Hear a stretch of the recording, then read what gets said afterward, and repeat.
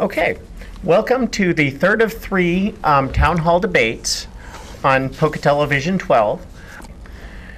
I guess first thing we should do is go for introductions. I'm Idaho Lorax. I also am District 29A, but my main focus here is a cause, which of course is saving lives. And go on from there. Thank you. Lorax? Well, I'm Idaho Lorax. I have mentioned before, I am here mainly as a cause than anything. I'm here to save lives in Pocatello. I just submitted, just today, another EPA CERCLA oversight study area and site and cleanup for Bannock County this time, as we were just talking about Bannock County. I got 6 of them in Pocatello and now 1 in Bannock County. We're also collecting not only names from the neighborhoods of people supporting each other, but also anybody in the community that would like to support these efforts. Some people ask me, you know, what happens after Election Day? Well, with me, nothing. We just continue. There'll be another election in February, probably, and these names and signatures we're collecting to be a class action submission. I'm staying a little short of a class action suit, but if it leads that direction, that's where it will lead. Basically, protecting the lives of children in this community is something I've been very strong an advocate about. I have been banned from many areas in this community. Almost anywhere I go, and when someone finds out what I'm involved in, I get banned. I was recently banned from a nursing home. I was recently attempted to arrest me at the Republican Bannock County headquarters here. You know, just absurd things. You know, just people don't like what I have to say about saving lives, protecting people in this community. And apparently that's got people afraid. They got people who are concerned. They're concerned because how much have they been in the picture and not done anything about it? Now, the people up here now, it reminds me a little bit of the C-SPAN debates of independence, rather than just the Obama and Mitt argument and thing, and a little bit myself. I've had to go out and protest like a Jill Stein in front of City Hall during a debate just recently, because the attention is still limited of who's speaking out about saving lives in this community, of getting the $10 billion proposal that I had and others have talked about and trying to get for cleanup for this community, compensation for victims that have died in this community. Many have, thousands of this from this material here.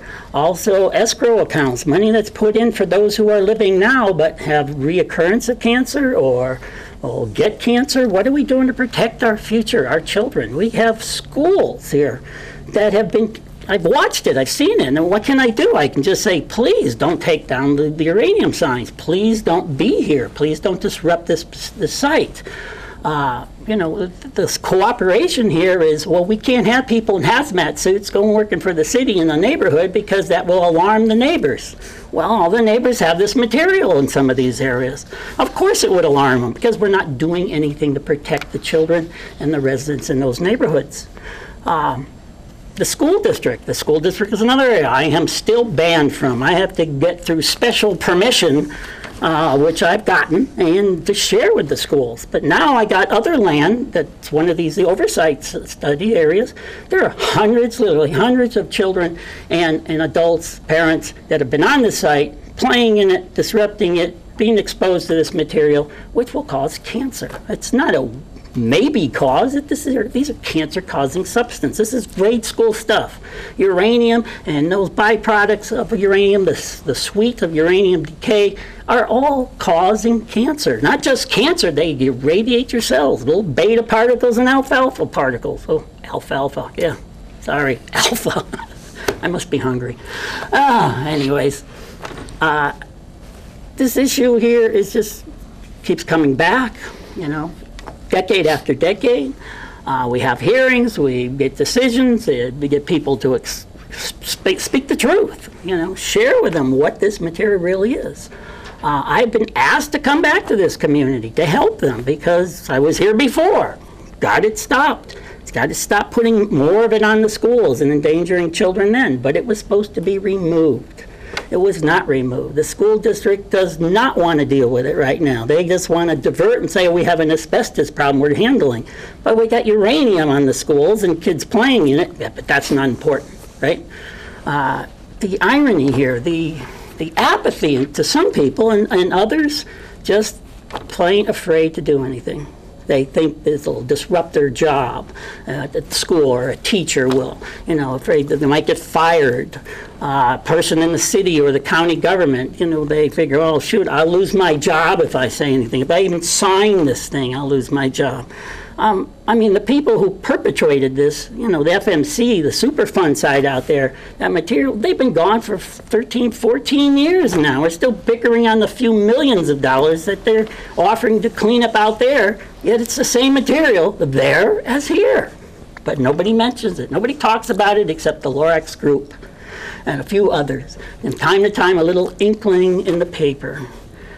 The county is no different in this respect. That they've met with me. I've worked with the county. I do have the last open session of the county. I have a 2-hour recording of our meeting in there. Medical issues that are not being taken care of to address this issue. Making people aware of it. Just harassment. That's my name. Say the Lorax. Lorax is, well, like the railroad. Lorax, do not let them go. Take them in. Abduct them, silence them, but I'm not alone. And they learned that very quickly, I am not alone. In fact, anyone who's got cancer in this community, they know that they ain't free from cancer even if they got it removed, because it just keeps reoccurring, because we're still living in it, because we're not willing to clean it up properly. Well, the money is there. The money is definitely there. And it's also from the government as well. The Do Not Tell Act is a suable offense of the United States government. And the only place it's still applied is in this community, in any large community. It's absurd. It's just, I'm appalled by it. I'm appalled by legislators that are being in office, legislators that are running for office that have not spoke out on it. Some have. And that's good. We're making some headway. I definitely will vote for anybody who is trying to save lives in our community, both the young ones and the adults. So I guess I'll go on from there to then some other topic. I figured that's enough for me right now. Well, I did notice one common thread, but it's a kind of a weak one, and that is Lorax was talking about harassment and Bob was talking about education. And the one thing that most of us have seen in various forms is harassment in the schools, i.e. bullying. So that sounds like a common thread to start with. Well, I just got to take a couple examples of things I would like to address to this. One is, I know as an educator in situations I begin in, we start calling anything that is used in schools that is a tool, and we sometimes get kids in trouble just because somebody else wants to call it a weapon. They don't distinguish between the intent and use of a tool and a weapon. Obviously, there's not much use for the tool of a handgun in a school, but there are numerous other things that if you're going to have hands-on activities, you're going to do things in schools, you're going to teach them how to use tools, which the other technical name for that is technology, then we have to train them. We have to teach them how not to cut themselves with a knife or a saw. How to use a screwdriver. No, a screwdriver is not a shiv. A screwdriver is a screwdriver. These are things that need to be addressed in schools. But on the issue of harassment, the bullying, it's amazing that there's a few laws on the books in Idaho regarding if you're harassed on a phone, there's a law there. If you're a bully in a school, there's a law there. But sometimes it just ends there, even though these are things that are protected by our Constitution, our federal Constitution.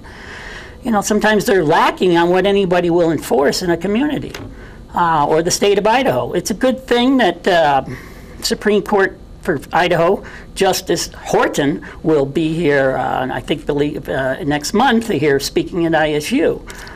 Some of these things here need to be addressed of how we as adults abuse these things, bullying other people. We have a federal courthouse just right across the street here. These things will be entering that court because the abuse of and the role model of adults doing this. I was just confronted with another time just last Friday. Somebody just wants to just decide they don't like you. They don't like the name, whatever it is. It's not uncommon in my life, but they don't like the name, they don't like the color of your skin, they don't like the way you use your hand, whatever. Suddenly, before you know it, they're saying, well, you're trespassing, get out of here. Well, I understand that if I'm in your house, but if I'm on a 501c public organization's property, or bunch of Bannock County Republicans or something outside in a parking lot, they don't own all the property. If they're asking me not to be inside, even though I'm invited, that's understandable. Those who don't want to talk to me shouldn't talk to me. But those who do should. And my legislators who represent me, when I'm meeting them, and maybe that's the turf I'm meeting them on, I'm being denied that. And so if somebody can just pick up a phone, like Steve Brown, and just say, well, I'm going to have you arrested. For what is the question? Has anybody asked the question for what? They're acting as bullies. I literally just got the power here. I'm going to call my big brother, the police, because I'm a city employee here or a city council person. I will just call in my force and have them take you away. That's bullying. That's adults doing this. And how many children witness that things, even when it happens to me? And I'll tell you, when a kid sees the Lorax and knows it's the Lorax, or Idaho Lorax, and somebody doing to that, what do you think the image is being imprinted on that child? The role models are as adults here. We abuse the word trespass. I mean, if you don't want me in your house, say so, I will leave. But if I'm trying to help people, and that's all I'm doing in helping and working, cooperating with people, then there should be some protection for me. And actually there is. In fact, there's a lot of protection. That's why I deal with and work with malicious harassment. That's why all under one roof is not something that just appeals to and is in protecting gay and homosexual or those types of people, but anybody, their name, their race, their religion, all under one roof is what we should have in this community to protect the rights of people, guaranteed by our national U.S. Constitution. When are we going to do it here? When are we going to enforce that? So that's my role here. And what I do in this community will enact in the county level and, of course, national and state. That's my campaign. Save lives, stop harassing people. Thank you. Well, I want to first address the hunting, fishing, and harvesting issue. And I emphasize the word harvest because we seem to have gotten to leave that out. I mean, we are hunter and gatherers here. We fish, we hunt, we harvest. So is there protections for harvesting? Of course there is. There's innumerable protections about plants in Idaho, both what we do in agriculture and things that have beneficial uses, exceptional beneficial uses maybe, and other plants that are indigenous to Idaho, which many people will agree either because of their aesthetic qualities, their beauty, or actually their food value or medicinal properties. If we exterminate them, eliminate them, we will be losing much of what could be potentially used in terms of our sciences, materials and things that are already here.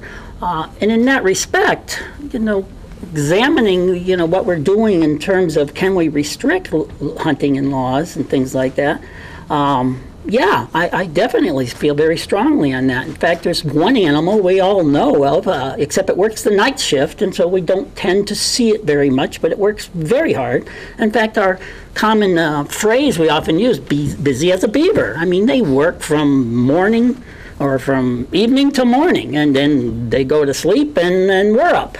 So you don't get to encounter them, but what they do to our environment, what they have done, all the landforms of the Rocky Mountains, every little pasture, every little valley up in the mountains is all because of the North American beaver. And in here, in Pocatello, in Bannock County, we have the most unique place of beaver nursery in, I believe, the whole country. And that area right now is referred to as the Lorax Beaver Wildlife Refuge. And we're actively trying to preserve it and trying to transplant beavers to reestablish things in other places. Mount Putnam for the Native Americans, for City Creek, many places that need to be reintroduced to catch the sediment, to slow the water down so we have recharge, so we have some water. We know what water shortages are this year. These are things that beaver have always done. They've been here for millions of years. You know, they're an intelligent, a highly intelligent animal. And so obviously there are some restrictions I would strongly recommend in terms of beneficial animals. Beneficial in many ways. And the beaver is not a predator. The beaver is not going killing sheep, okay? Not that there isn't some problems with, of course, overpopulation and predators are important. But the beaver don't do that. The beaver do what they do, and they have been doing it. And so what do we end up having to do when we exterminate the beaver, mainly through trapping, is we end up having to spend lots of taxpayers' money to go up and try to reshore up the trail, to try to stop the gullying, try to somehow stop the water from rushing down and causing floods and bringing all kind of debris with them, because we are not allowing the beaver to do their work. We've eliminated. Most people I talk to say, great idea, great, let's put the beaver back up there. Little sign, leave the workers alone. For the most part, they're working the night shift. So your encounter with them, if you get the chance, is unique anyways. So I'm referring to habitat or fish and game, and the laws that are, I believe, that are on the ballot looking at Idaho should be able to hunt and fish and kill anything. I believe there is restrictions. There always has been, and there always should be. We need to re-examine those things that are best for our state and our communities, that actually are workers that we don't have to pay for. We just give them a little space and they do what they do very well. That would save money in our state budgets for fish and game, for BLM, you name it, one thing after another. So that's what I wanted to say about that. Okay. Well, it does look like we've got about time. Oh.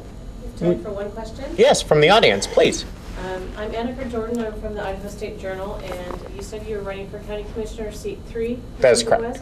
Can you tell us who's your opponent in that race and what would separate you and your issues, your opinions from that opponent? My opponents in this particular race. Okay. Lorax. If I may address some of that. Yes, Caroline Moline is, I don't like to call her opponent, because I've known her for many, many years. One of the things I just concerned about it, because when the seat of Nate Murphy was opened, I registered with the state, but I was misled, and I used the word lied to, that everyone else for that position would have to be a write-in candidate. And so I filed, I registered, I got my confirmation back the very same day, and I approached the Democrats, which I worked with and was supporting and helping them. I went over to them and said, well, put my name in the decision, right, who you want to back, because I've already registered and you know I'm here for the cause and the causes and the things I represent. But they dug Caroline out to run opposing my position. And the sad part of it was Caroline was on the commission 22 years ago when this material that I here for main things, saving lives here in this community, the uranium contamination and related materials, that she did nothing. And that's been my concern with a lot of politicians here is, I was here then. I was here, I worked with a group called You Are Mad, Uranium Mothers Against Death, and they were the instrumental group that got it stopped. Sure, the school district tried to lie, the school district tried to avoid things when they found out it was me. That was the one who was the expert, didn't need any equipment, could go there and identify anywhere it was and any problem situation of where it existed. So obviously they tried to get rid of me even 22 years ago. Anyway, so in terms of Caroline, again, this is a wonderful woman. But I have the same problem with any of the people who've been in office here in Pocatello who all know of the issue. I've given them the documents. There's nobody who doesn't know. And that's the sad point. We have legislators here who have it in their hands. They know where all the uranium is in the community. I mean, these studies have been done. They've been suppressed. I had to get them out of Freedom of Information Act, but I put it in their hands and said, if you don't, you're going to be sued.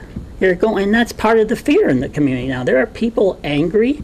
People have lost loved ones. Many people have lost their loved ones here to this material. And it's continuing still today. The hospital here is a very expensive place. There's no teaching protocol how to protect anybody from this material. But I know the protocol, what little there is of how to protect. But the main protection is removal of the material, safely done and properly done. Remove it from this community. It is not technically everywhere, but it's definitely concentrated in many locations, and those areas need to be addressed, and they need to be addressed before any return of the warm weather and the dust blowing around like it happened this summer a couple of times. And that's not going for the fact that I got videotaping of children playing and stuff, trying to appeal to the parents and trying to educate them. Please keep your children out of this stuff.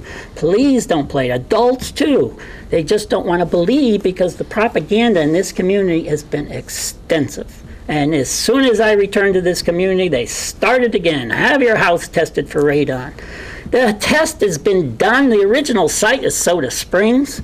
Yes, they built they're the cement buildings for the workers. They made a mistake, Monsanto did.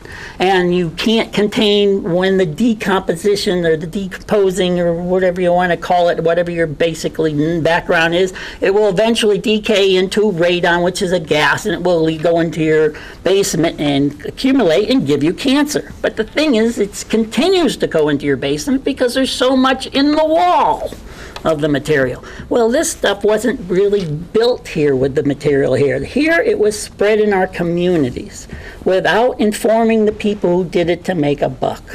But the FMC Corporation knew. They always knew. They knew what it was. This material is available for those who want to glean through the stacks and stacks of cover-up and misleading information. So, as I have said before, the 1990 Radiation Compensation Act now includes the uranium materials. This community should be under that compensation right now. There shouldn't be another day put off on this, as well as the efforts to protect our workers. I have spoke at city councils, I have spoke to the county. We need protection for our workers. They are ignorant. They are those that know, don't think, well, I just always crawl in the hole. Yes, and then they get cancer and then they're dead. Okay? There are a lot of people in this community that know, and not everybody can afford the palace up on the hill.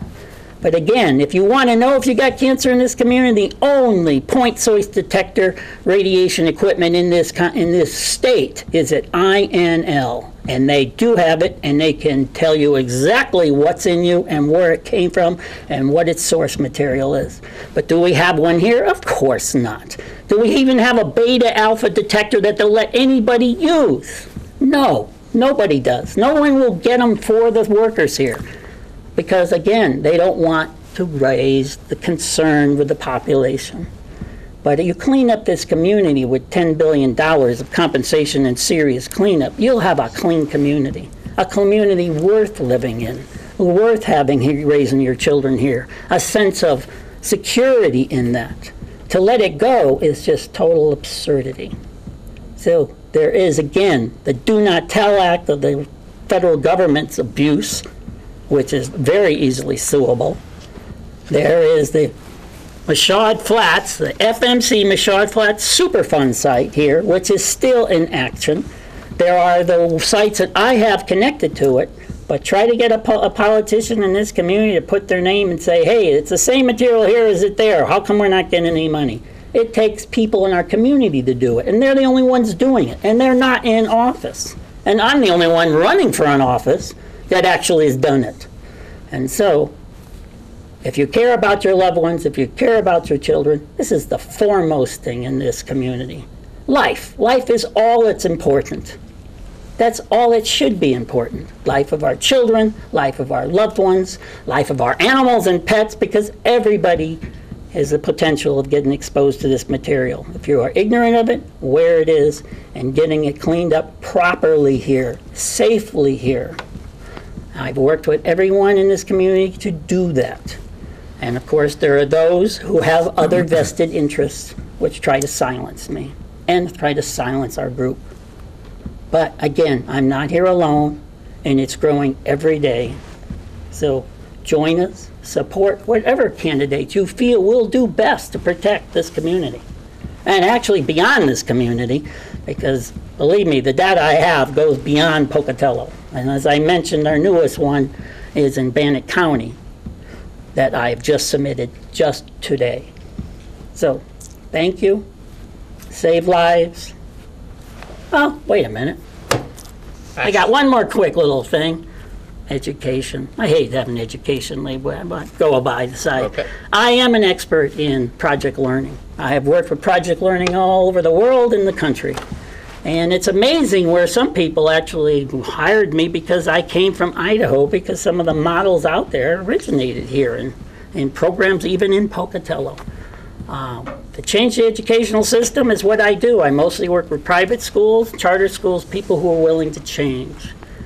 Public schools, well, they got a ways to go, some of them. But that's what I do here, and it's what I do everywhere I go, is promote and consult in project learning, which is the ideal way to teach whatever it is, child focus-centered and practicalness about learning in our communities. Nothing more than remembering the projects you worked on in school. You might have forgotten everything else, but you'll remember your project because that meant something to you.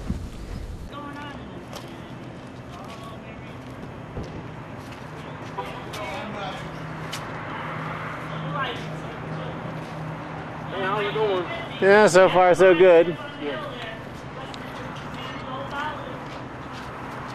Navy report.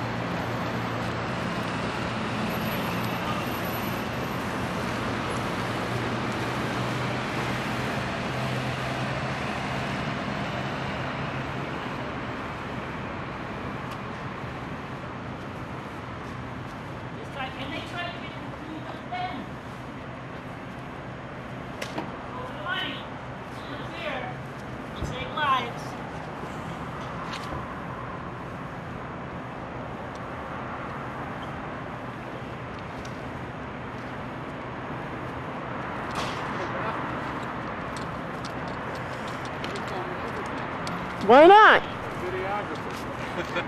To a small extent, yes. Right up there is the FNC mines. In the 50s, they contaminated the whole valley. The Navy tried to get the FNC to clean it up. They didn't.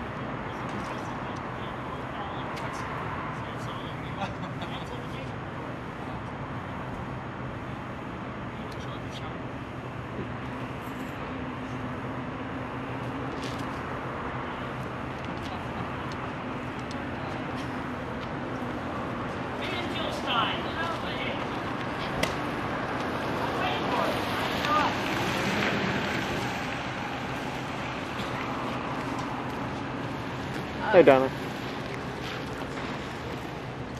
Donna, did you know that when the mines were up there, the Navy submitted a report, tried to clean it, tried to clean the valley up, and it contaminated the Navy? The FNC mines were up on top of the hill.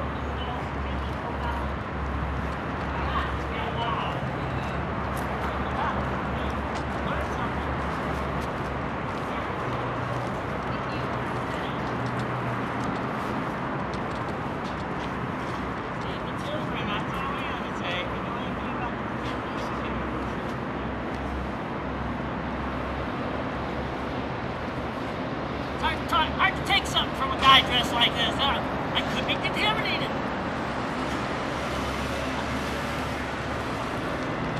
It's kind of like the bomb squad jokes.